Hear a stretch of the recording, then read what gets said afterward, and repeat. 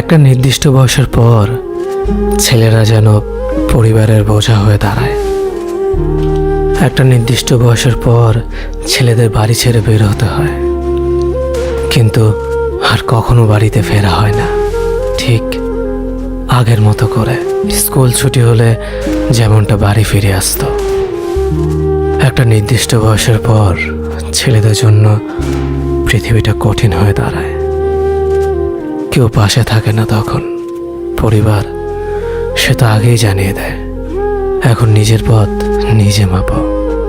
একটা নির্দিষ্ট বয়সের পর বাবা মার আদর আর পায় না আগের মতো করে। ব্যবহারে বুঝিয়ে দেয় নিজের প্রয়োজন নিজে মেটাতে পারো না, আবার আদর চাও কেন। একটা নির্দিষ্ট বয়সের পর ছেলেরা ডিপ্রেশনে ভুগতে থাকে।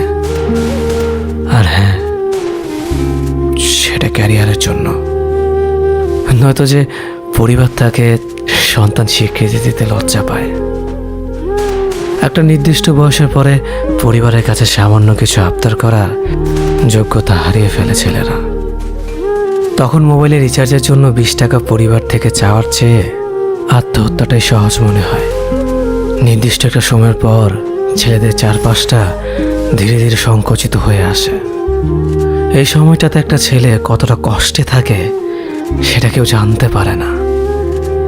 একটা নির্দিষ্ট সময় পর পৃথিবী জানিয়ে দেয় তুমি সোনার চামচ মুখে নিয়ে জন্মাওনি। তখন পৃথিবী তোমাকে একা ছেড়ে দিবে।